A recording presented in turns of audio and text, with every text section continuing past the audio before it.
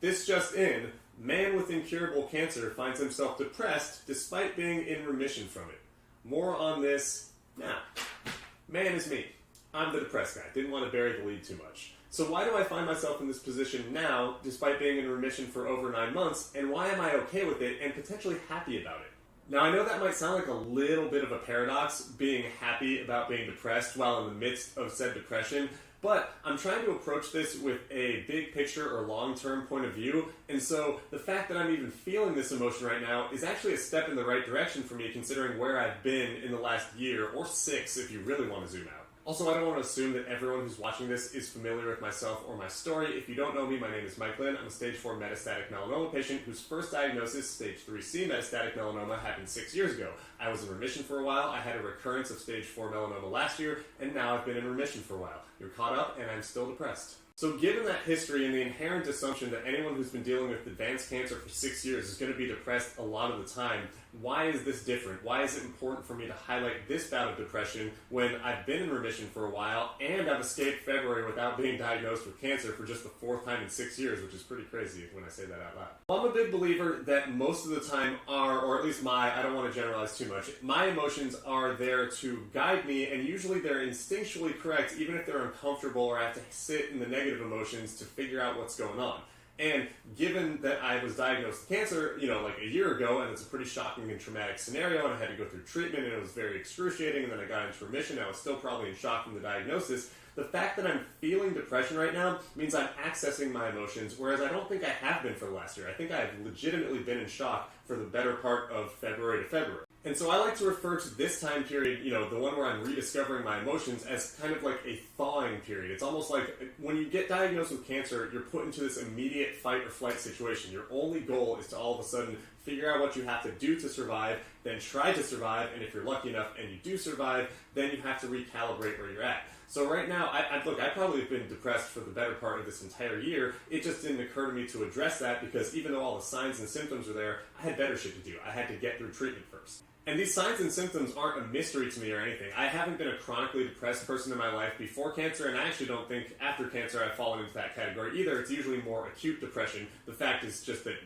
treatment is so intense that you're not really thinking of anything in the normal worldview that you have. You're on an entirely different planet until you get through there. At least that's been my experience. So recognizing that I'm depressed is kind of like a step up from there. It's really easy for me to say, okay, yeah, I can see where I'm at, but this is fine. I'm very, very happy to be a depressed, healthy person versus the alternative, which again, obvious, but it takes some recognition and then takes some calibration to get out of there. For example, I sleep a lot more when I'm depressed. That seems fine to me. I work out more when I'm depressed. I'm trying to lean into something I can control. I'm tired, but that's, it's probably a good thing. I do creative things less. I write less. I play piano less. I am less social. That part's not so good. I tend to not set goals as much when I'm depressed. I'd like for that not to happen. I self-medicate more when I'm depressed, and in the past, before my diagnoses, that might have been more alcohol than other things. I drink far less now than I used to, so it looks more like weed and eating a lot of food that might not be particularly healthy for me. Now, I don't think these things are threatening to me at the moment. I don't think I'm overdoing it, but it's something worth keeping an eye on because these habits can kind of escalate and get out of control if I don't, 1, understand that they're symptoms of depression or coping mechanisms, and 2, address them at some point in time. But that then begs the question, when is that time? Is there a time? Because while it's appropriate for me to be depressed right now, and like I said, it's cool that I'm accessing those emotions, I might want to have a clean room, for example, which is another thing that I don't do when I'm depressed. And I'm not sure that the age-old approach of asking myself, have you tried not being depressed, is going to cut it, so where do we go from here?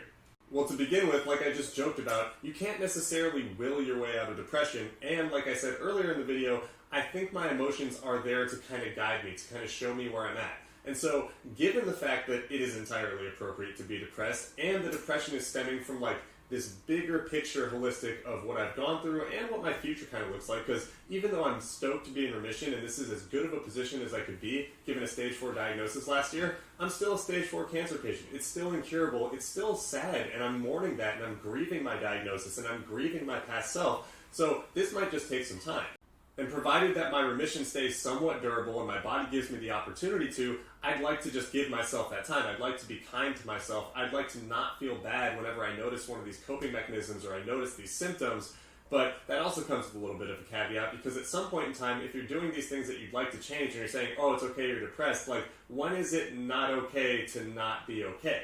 Real high-level phrasing with that, I know, but I think it's worth considering, when is it not okay to not be okay? Because if one of my symptoms, let's say, or one of my coping mechanisms in depression is not setting goals, and I'd like to change that, I think one of my goals is to achieve some sort of mental health homeostasis that I like post-cancer with my new identity, because every time you go through something like this, your identity gets obliterated and then you have to rebuild it. And the other coping mechanisms that I mentioned, they're very comfortable, and yeah, they're okay. It is totally fine to sleep in. Very comfortable. It is okay to eat an edible and zone out. Very, very kind to myself, very comfortable. After that, it's very fine to eat all the food that I like and make myself feel good and distract myself from the situation. But all these things that I've mentioned, they're kind of habit forming, and I don't want these to be mainstays of every day of my life. Especially if I'm doing a lot of these kind, comfortable, or okay things as coping mechanisms to mask depression.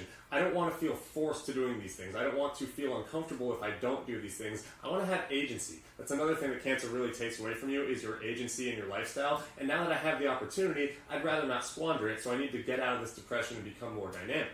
But again, it's very difficult to just decide you're not going to be depressed, and I don't think that's really going to happen for me, so it might just be a matter of time, which is okay, but kind of a conundrum because my time in my life is existentially threatened. That's a whole other thing I don't want to address right now. That's anxiety, that's not depression. The good news, which I've alluded to multiple times, is that in the scheme of what I've dealt with and what I'm going to have to deal with, depression is fine.